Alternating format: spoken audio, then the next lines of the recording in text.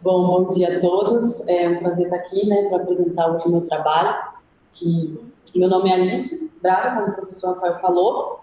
Sou orientada dele no programa de entomologia aqui da Exalc, e a minha tese ela tem como título Acropredadores Gamazina, Mesostigmata, Diversidade e Prospecção em Solos do Cerrado. Bom, a minha tese é dividida em 5 capítulos, sendo o primeiro capítulo uma introdução geral, o segundo capítulo eu vou estar falando sobre a diversidade de ácaros gamazina, né, encontrados ali na região do Tocantins, nas áreas agrícolas e de vegetação natural do bioma cerrado. O capítulo 3, uma descrição de 2 novas espécies de ácaros binodácaros e rodácaros, ali do bioma cerrado também, e uma chave para a espécie dos gêneros. O capítulo 4, uma nova espécie de Elaspicella do bioma cerrado brasileiro, com marcadores morfológicos e moleculares. E, por final, o capítulo 5, aí, que vou falar sobre o potencial de predação de 2 espécies de cosmoléopes sobre diferentes pragas e parasitos que ocorrem no solo. Contextualizando de uma maneira geral, o bioma cerrado é o segundo maior bioma brasileiro, contendo aí 23%, né, da sua extensão territorial do Brasil. O Cerrado ele é composto por 11 estados, né, sendo o Tocantins ali contendo 91% da sua extensão desse bioma, considerado um hotspot de diversidade devido à sua riqueza e endemismo. Embora tanta expansão, esse bioma contém apenas 3% da sua área protegida. Isso é uma preocupação em relação ao avanço, né, das tecnologias agrícolas, que teve aí uma expansão em 1970, onde, por meio de um programa do governo, favorecia o uso de tecnologias para exploração ali das terras não tão agricultáveis do bioma cerrado. Com isso, alguns estudiosos acenderam um alerta em relação ao quão essas práticas agrícolas intensificadas ali naquele bioma poderiam estar influenciando na diversidade e funções ecológicas daquela fauna e flora. Com isso, em 2020, surgiu os estudos aí de biodiversidade do solo e prospecção de novas espécies relacionadas ao bioma cerrado. Falando um pouco da biodiversidade do solo, né, temos aí a ordem Mesostigmata, que é um grupo muito abundante, com potencial de predação também bastante extenso, embora tenha muitas espécies, né, e famílias dentro dessa ordem, a gente dá ênfase à Lelapide e à Macrochelide, que são espécies aí já comercializadas, e embora assim, essas 2 espécies são as mais enfáticas em relação à comercialização de espécies, tem outras famílias também que têm sido, né, bastante estudadas para predação, né, com potencial de predação de ovos e larvas de moscas, ácaros, tripes e nematóides ali, que passam parte da sua vida no solo. Apesar da diversidade dentro desse grupo, no Brasil, apenas o Salmonella psímidus ele é comercializado. E isso é um fato um pouco alarmante, né, em relação a tantas espécies de diversidade que a gente tem aqui no Brasil. Com isso, acende também uma alerta em relação a conhecer a diversidade e a abundância desse bioma em relação à prospecção de novas espécies para serem utilizadas ali no controle biológico. Bom, o objetivo do meu trabalho, ele tem por objetivo, né, analisar a diversidade e a abundância de ácaros e dáfidos no Cerrado ali do Tocantins, avaliando, né, quais são os impactos dessa expansão agrícola, né, dessas áreas agricultáveis em relação à diversidade ali sobre as populações, descrever 3 novas espécies de gamazina encontradas ali nas áreas de estudo, e testar também o potencial de pelo menos 2 espécies de ácaros como predadores de pragas e parasitos do solo. O capítulo 2 tem como título Diversidade de ácaros edáficos gamazina em sistema agrícola e vegetação natural do bioma cerrado no estado do Tocantins, com o objetivo de analisar a diversidade e a abundância desses ácaros, né, em áreas de cultivo rotacionado de soja-milho com pivô central e milho-soja sem pivô central, pastagem e fragmento também de vegetação natural do bioma, além de inventariar, né, todos esses organismos e compreender a sua dinâmica ali nos diferentes sistemas. Bom, a metodologia. O estudo ele foi realizado na Fazenda Bahia, que está localizada ali na cidade de Gurupi. Foram coletadas amostras, né, na área de vegetação natural, milho, soja sem pivô central, soja, milho com pivô central e pastagem. Foi feita também uma caracterização dentre os anos de 2020 e 2021 do solo ali, classificando como latossódio vermelho amarelo distrófico, pelo Departamento de Ciências do Solo aqui de Exalc. Esse solo é um solo caracterizado como bastante arenoso e com um pH ali bastante ácido, com 6 aqui, ó, o valor do pH, então considerado um solo bem ácido. A coleta, extração, triagem e identificação dos ácaros. Essa metodologia ela foi praticamente a metodologia padrão para todo o desenvolvimento do estudo, sendo coletadas em cada uma das áreas do estudo 16 pontos amostrais, que totaliza ali 64 amostras indeformadas. Esses pontos eles estavam em média 20 metros distantes um do outro. Como que essas amostras elas foram coletadas? Foi com o auxílio ali, né, de um cilindro metálico inserido no solo.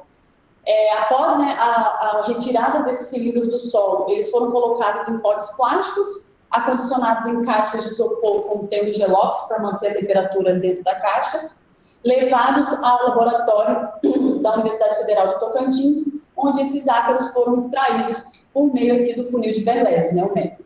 Para a extração de ácaros, para descrição e estudos de diversidade, os ácaros eles foram coletados, né, dentro desse frasco contendo álcool 70.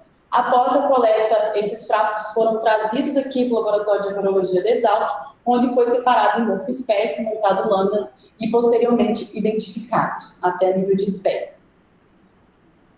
Análise dos resultados. A diversidade das comunidades foi analisada pelo índice de Shannon e a equitabilidade avaliou, né, a distribuição das espécies. O teste de Minowee comparou a abundância entre as áreas agrícolas e vegetação natural, e o teste de Cook verificou a diferença entre o número de espécies nas áreas. Foi feita também uma análise de similaridade que mediu ali o grau de semelhança entre as áreas com relação à composição dos ácaros presentes em cada uma delas. Os resultados e discussões do meu trabalho nesse primeiro capítulo. Bom, foram encontrados 11 famílias mais zigoseiros, totalizando aí 1.029 fêmeas adultas. No primeiro gráfico aqui, observa-se que a vegetação natural e a área de milho e soja sem pivô central não teve uma diferença significativa muito alta. Porém, falando em número de ácaros encontrados, milho e soja sem pivô obteve uma porcentagem muito maior em relação à outra área. Esse resultado, né, ele pode estar relacionado aí com as características da cultura, por se tratar de uma cultura que fecha do céu, impedindo ali a incidência solar direta no solo, além de se tratar de uma cultura, né, onde o plantio ali é direto, contendo uma camada bem espessa de serrapilheira, e também favorece tudo isso, né, todas essas características favorecem ali um microclima agradável para a abundância de espécies nessa área. O menor número foi encontrado em pastagem, né, com 13% ali, e a outra característica é por se tratar de uma cultura que não tem fechamento de dossel, não tem calada de serrapilheira ali, e tem maior incidência solar também sobre o solo. Já a proporção, né, no segundo gráfico aqui, do número de proporção de famílias nas áreas, Acid e Lelapide foram as famílias que foram mais encontradas em todas as áreas, dando ênfase aqui para Acid na família no cultivo de milho sem pivô. Acid tem uma relação a solo ácidos, Rueda 2021 encontrou também bastante essa família relacionadas a solo ácido com o pH de 6, como é o do Cerrado, e por se tratar também de uma família ali que tem um potencial de predação em relação ao nematóide. E a família Lelapide já foi também bastante encontrada nas áreas de cultivo de milho e pastagem, relacionada a esse resultado, né, à sua diversidade ali de presas e alimentos nessas áreas de cultivo, tratando-se de uma família que tem um potencial de predação aí, bem grande. Com relação aos gêneros, foram encontrados 33 gêneros, sendo um novo para a ciência, esse gênero novo ele já está sendo descrito, e 80 espécies identificadas, um valor aí bem expressivo em relação a outros trabalhos, em relação a outros biomas, né? Com relação à diversidade de espécies nesse gráfico, observa-se que Protogamazelo, né, foi um gênero bastante expressivo aí, em número de espécies, com 11 espécies aqui presentes e identificadas. Abundância nos cultivos. A maior abundância nos cultivos, né, em relação à família, foi família Ácide também, sendo 2 espécies as mais encontradas, Mica e Protogamazelo sigilóforos. As características, né, que relaciona ter encontrado essas 2 espécies nas áreas foi suas características morfológicas, por se tratar de um ácaro que tem um corpo mais afilado, conseguindo aí, se introduzir mais profundamente no solo em busca de alimento, e também hábito alimentar bastante voraz, em estudos já que relaciona aí essas espécies, né, essa família, com predação também. No total, foram encontradas 24 novas espécies. Esse número é um número bastante expressivo em relação a outros biomas já estudados, como o Pantanal e a Mata Atlântica. Com relação ao índice de abundância e diversidade de fêmeas adultas coletada nas áreas, a área de milho, de soja milho sem pivô e vegetação natural não teve uma diferença significativa entre elas. Porém, isso relaciona que ambientes de condições menos favoráveis, eles favorecem ali o desenvolvimento de espécies que têm que se tornar mais adaptáveis para manter-se ali naquele meio, e também diminui a competição entre elas. Já em relação à riqueza, foi observada uma maior riqueza nas áreas de vegetação natural e de soja e milho. Esse resultado é interessante porque em condições estáveis, onde tem ali alimento e abrigo, favorece, né, uma riqueza de espécies, tratando de uma área aqui onde tem a presença aqui do pivô central. A riqueza de distribuição ela é mais equilibrada do número de indivíduos dentre as espécies presentes. A habitabilidade, aqui na última linha, não teve uma diferença, isso indica que não há uma dominância assim, de espécies em relação às áreas. O gráfico de níveis de similaridade entre os ecossistemas, ele mostra para a gente que a vegetação natural, ela se manteve afastada das áreas de cultivo. O que isso indica? Indica que na vegetação natural há uma incidência, ali, uma presença de espécies raras ou espécies que não estão presentes nos outros cultivos. Já a soja, onde há ali o pivô também, e é um cultivo onde tem bastante intensificação, né, agrícola e antrópica, tem uma posição aqui intermediária, o que indica que há uma intensificação, né? A intensificação ela afeta sim a comunidade de ácaros presentes nas áreas, e com isso vai reduzir, né, a presença de espécies mais especializadas e, consequentemente, favorecer as espécies generalistas e adaptáveis. Para concluir o primeiro capítulo, foram encontradas aí, né, 24 novas espécies, incluindo o gênero novo, então isso afirma que sim, tem que se fazer estudos de diversidade relacionados a esse bioma, e fica mais um questionamento também em relação ao que a gente poderia explorar um pouco mais sobre esse bioma que é tão rico e tão vasto que a gente encontrou ali 24 espécies novas. Essas espécies podem ser testadas em estudos de controle biológico e em outros estudos também. E a alta diversidade, né, dos ácaros, dos cultivos, ela indica o quê? O cultivo ele tem uma saúde, a presença deles ali indica uma saúde ambiental e um equilíbrio ecológico, e o conhecimento da fauna, né, auxilia aí na formulação de estratégias para futuros estudos de controle de praga, conservação da biodiversidade e agricultura regenerativa. O terceiro capítulo é sobre a descrição das novas espécies de ácaros, binodácaros e rodácaros do bioma cerrado brasileiro e uma chave de espécies para congêneros. O objetivo foi descrever as 2 espécies, né? Bom, essas espécies elas foram coletadas na área de vegetação natural, pelo mesmo método anterior, identificadas e classificadas a nível de família, gênero e espécie de acordo com a literatura, e analisada, né, e ilustrada ali com o auxílio do microscópio DIC, com ocular graduada e o Adobe Illustrator. Pinodácaros é um gênero pequeno dentro da família de Rhodocaridae, contendo apenas essas 2 espécies descritas, e um fato interessante é que as 2 foram encontradas aqui no Brasil.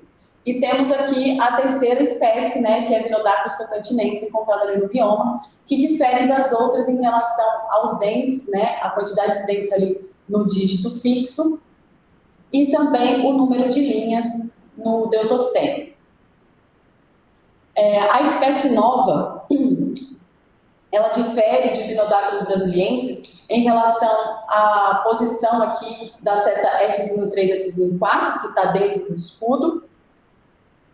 A seta S5 e S6, ela se encontra ali longitudinalmente uma da outra. Nas outras espécies ela está um pouco acima ou muito acima. S4, dentro do escudo na espécie nova, já em Vinodactylus aqui brasiliensis, bem na lateral do escudo ou já próximo da cutícula. A espécie nova, Vinodactylus tocantinensis, no trocânter da perna 2, a seta, né, anterolateral, ela tem esse formato aí aciculado. A seta JV1 e JV2, ZV1, ela está dentro do escudo ventranal, nas outras espécies está dentro ou fora. E a ZV3 também está aqui dentro e na outra espécie está fora. A placa metapodal, ela é bem diferente, né? Ela é bem mais alongada. E também contém aí 2 escleritos elipsoidais dentro do escudo genital e ventranal. Como eu falei, é um gênero pequeno, né? Com somente espécies descritas no Brasil, sendo uma descrita em São Paulo e outra no Rio Grande do Sul. E aí o trabalho conta com essa chave, né, para espécies mundiais, com base em fêmeas adultas, para auxiliar futuros estudos aí com esse gênero. Rodactylus, o gênero Rodactylus, né, é um gênero maior aí na família Rhodacaridae. A espécie nova, Emilianoi, ela tem essa diferença aqui no tecto, né, que tem na parte mediana aqui essas três pontas. Já a ZV3 no escudo, a distância entre a ZV3, ela não passa, né, dessa distância entre a ZV3 e a ZV4, nas outras espécies aqui ela ultrapassa. Na parte ventral, a gente observa que a placa metapodal, ela tem um formato elipsoidal. A JV5, ela está dentro do escudo ventranal. E esse gênero, né, ele é um dos mais diversos aí dentro da família de Rhodacaridae, com 29 espécies descritas, sendo a primeira espécie no Brasil, Rhodactylus matatonticae, descrita em 2010, e agora a segunda espécie descrita no estado do Tocantins. O capítulo 4 é uma nova espécie de Nelaspicella do bioma cerrado brasileiro, com marcadores morfológicos e moleculares, com o objetivo aí de descrever essa espécie baseada na morfologia, né, de fêmeas e machos adultos, deutoninfa, protoninfa e larva, usando aí marcadores moleculares de espécimes coletados em amostra de serrapilheira do solo, né, do bioma cerrado no estado do Tocantins, e apresentar também uma chave dicotômica para separação das espécies do gênero. Dando uma ênfase aqui nessas espécies, essas espécies elas foram coletadas na vegetação natural, sendo essa coleta feita pelo mesmo método anterior comentado, porém as coletas foram trazidas aqui no laboratório de acarologia, onde foi estabelecidas criações dessa espécie para fazer os estudos. Antes de fazer a extração de DNA, essas espécies foram identificadas morfologicamente, né? E depois, após o estabelecimento da criação, aí, foi coletada 100 indivíduos, né? 100 espécimes para levar para a extração de DNA, utilizando o kit de isolamento de DNA mitocondrial, onde faz a extração de DNA da mitocôndria, levado ao Laboratório Central de Tecnologias de Alto Desempenho da Unicamp, onde foi feito ali o sequenciamento de nova geração. A partir do sequenciamento foi feita a montagem do genoma por meio da bioinformática. Esse genoma ele foi comparado com sequências dos genes ribossomais 18 e 28S depositados no NCBI, e também com literaturas, né, de Gilella Gillespie já publicada e Sorasou. Voltei. Após essa comparação, as sequências foram alinhadas para fazer ali a montagem da árvore filogenética pelo método da máxima verossimilhança. Falando um pouco da diversidade, da descrição da espécie, né, de Lelaspicella, a Lelaspicella é uma espécie também, um gênero pequeno, contendo apenas as duas espécies descritas em 1969, e outra agora descrita no estado do Tocantins, onde observa aí uma diferença, né, de 4 dentes no dígito móvel. O tecto também é bastante diferente em relação às outras espécies, com uma margem mais serrilhada, e a seta PC ali maior do que a H2. Outra diferença bem discrepante é o dorso dessa espécie nova, né, onde observa ali setas bem longas. Essas setas, elas, às vezes, em alguns casos, ali, ultrapassam a inserção da seta posterior, em outros casos não ultrapassam. Outra diferença foi as sequências, né, de UR ali na cutícula e a lesão 5 ali, que é uma seta muito maior e pilosa ali, né. Com relação a análise evolutiva entre os diferentes gêneros, né, pelo método da máxima verossimilhança, foi observada ali a posição de Lelaspicella, criando um ramo único aqui, indicando que ela não tem correlação com os outros gêneros já depositados. E Lelaspicella foi agrupada dentro da família Lelapide com alta confiabilidade do bootstrap de 86%. Esse é o primeiro DNA barcode, né, para o gênero Lelaspicella depositado no GenBank. As sequências, né, são limitadas em relação ao depósito, então isso dificulta a gente fazer uma separação a nível de gênero, então a gente fez mais comparação a nível da família.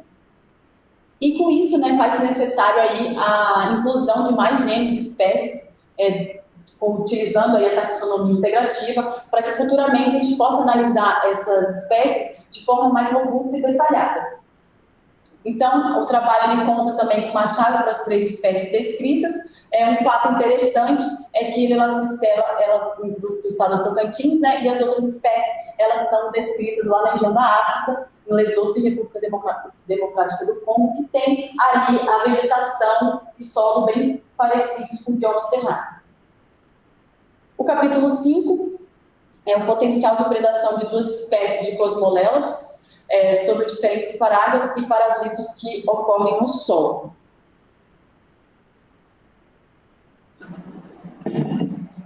O objetivo desse trabalho foi determinar o potencial de predação de Cosmolelops jabuticabalensis e Cosmolelops paulista sobre Pratylencos brachiurus, Pratylencos Haemoncus contorto e Sphenófilo leves em condições de laboratório, além também de avaliar a adaptabilidade de alimentos alternativos, como o nematóide de vida livre, o Rhabditelaxe, e o ácaro de grãos armazenados, tirófagos frutescentes, como presas, né, alternativas para 2 espécies de predadores, visando a criação em larga escala. A metodologia desse trabalho segue o padrão da primeira metodologia, porém aqui a gente o objetivo era fazer criação em laboratório de ácaros vivos. Então esse solo ele foi coletado em 2021, dezembro de 2021, na área de milho, trazidos, né, até o laboratório de acarologia aqui da Exalc, onde foi extraído pelo método também de funil de Berlese, e a partir daí esses ácaros caíram dentro de potes contendo gesso e nematóide para fazer ali o estabelecimento das criações. As espécies foram identificadas como Jabuticabalensis paulistas, Cosmolelops jabuticabalensis e Cosmolelops paulista. A origem e criação das presas. Bom, as presas utilizadas foram presas aí que têm um potencial, né, na agricultura, potencial econômico. Com isso, utilizou-se Pratylencos brachiurus, que é uma praga muito importante em diversas culturas, além também de Pratylencos ali, que ataca cana, algodão, milho, soja, ele está presente em vários ecossistemas ali. E eles foram cedidos pelo Laboratório de Nematologia aqui de Exalc. As espécies Tirófagos frutescentes e Rhabditelaxe, elas foram cedidas, né, de uma criação estoque aqui no Laboratório de Acarologia. E a espécie Sphenófilos, que é outra praga ali muito importante no cultivo de cana, né, onde não tem ainda um controle efetivo. E elas foram coletadas na região ali de Jaboticabal e cedidas pelo Laboratório de Biologia dos Insetos aqui de Exalc. Bom, Hemongos contortos é um parasita de ruminantes, ele é uma praga muito importante para a pecuária ali, né, na agricultura também, onde foram coletadas, né, por meio de fezes de ovelhas infectadas aqui no departamento de zootecnia. Essas fezes foram trazidas até o laboratório e incubadas aqui em BOD por 10 dias. Após esses 10 dias, foi adicionado água dentro desses frascos, e esses frascos foram vertidos em placa de Petri, e dentro da placa de Petri foi colocado água também ali, para que fosse feita a extração por meio da capilaridade após as 24 horas. Essas larvas elas foram colocadas em suspensão, né, no tubo de Falco e colocadas em geladeira até a realização dos bioensaios. E a larva utilizada é o estágio 3, que é a larva infectante. O teste de predação, oviposição e sobrevivência foram utilizados 2 predadores, 12 tratamentos, né, e 30 repetições. Foram utilizados também 2 controles, sendo um controle água e o outro controle arena de nematóide sem água. Por quê? Porque a gente queria também avaliar a mortalidade dessa presa ali sem água, para ver, tipo assim, ela está morrendo porque está ali num ambiente diferente ou porque o água está consumindo. Então, essa avaliação ela foi feita durante 6 dias. Foram utilizadas 2 unidades experimentais, a unidade experimental para nematóide, né, foram utilizadas ali arenas de água, contendo no meio ali uma plaquinha de gesso, para auxiliar ali no solo, né, imitar o solo. Porém, a gente percebeu durante as contagens de ovos ali, que o água ovipositava no água também.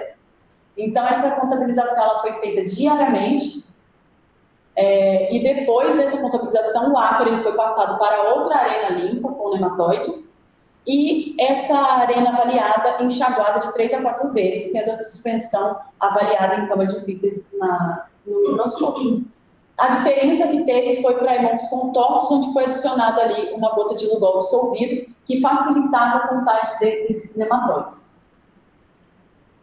Já as unidades experimentais para o bicudo da cana, a astigmatina e nematóide vida livre, foi utilizada a unidade comum mesmo, já padrão, que é de 9 partes de gesso para 1 de carvão ativado, onde foram ali dispostas as presas, né, de esfenófilos e de tirófagos, avaliadas também diariamente da mesma forma e contabilizadas o número de presas consumidas. A única que não foi contabilizada foi a Epitelax devido à dificuldade de separação de indivíduos.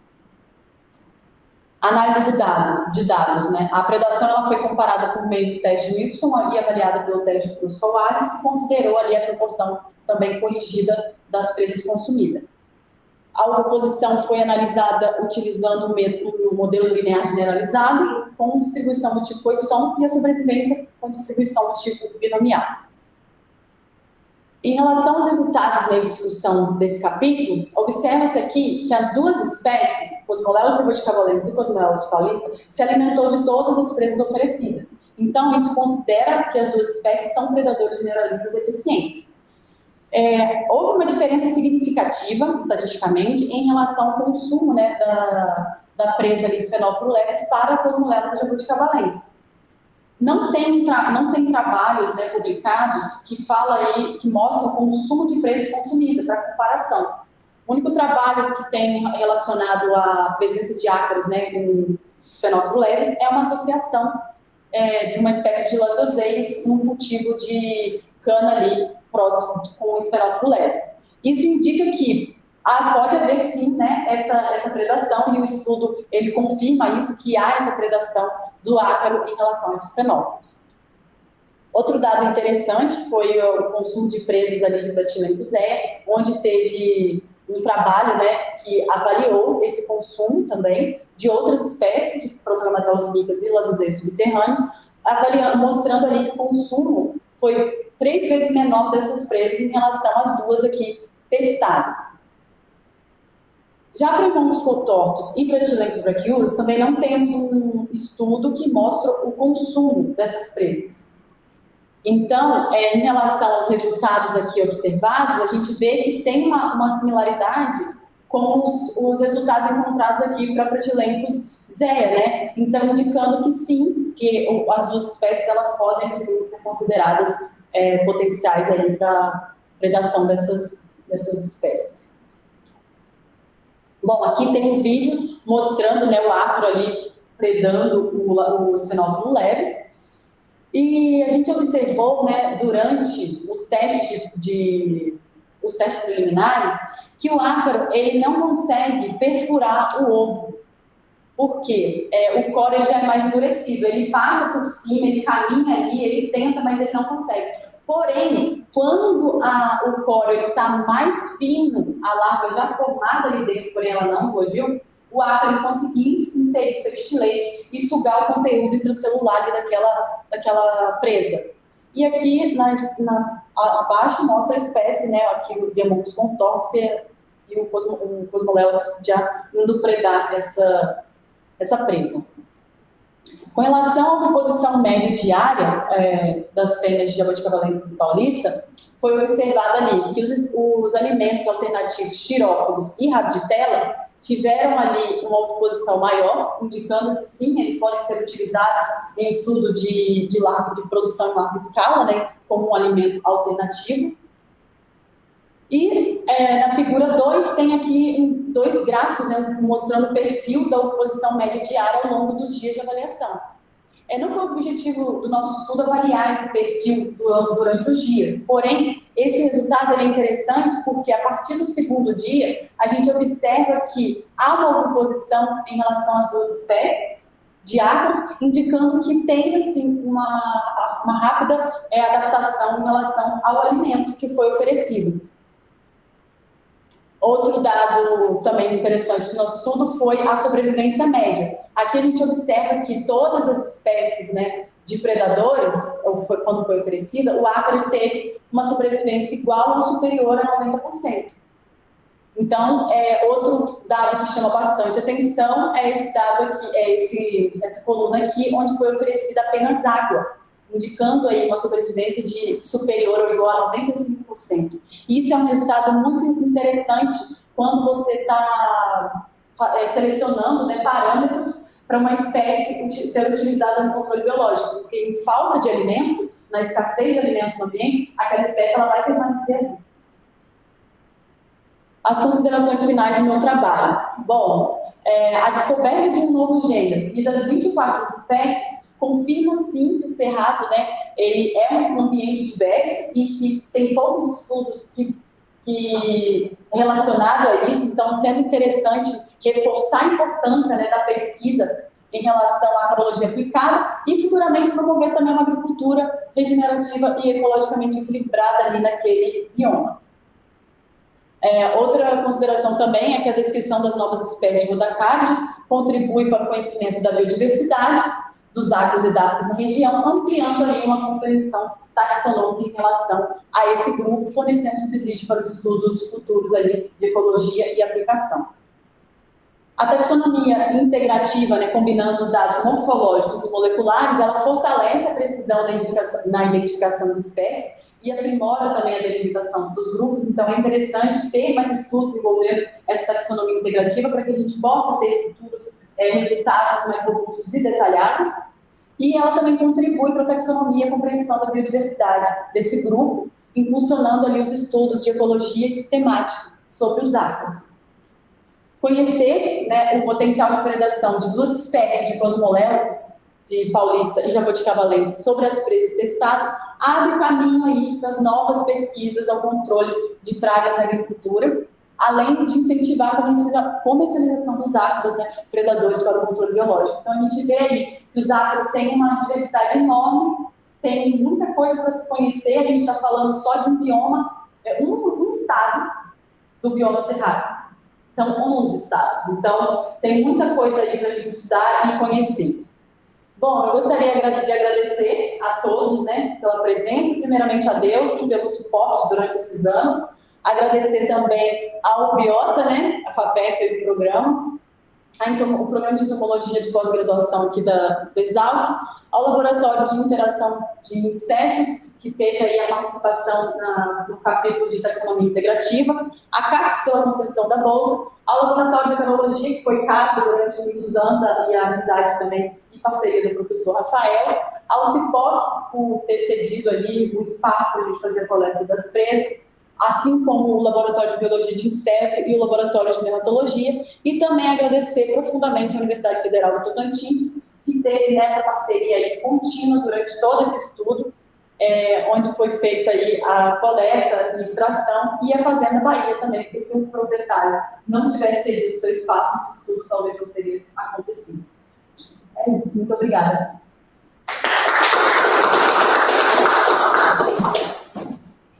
Obrigado, Alice.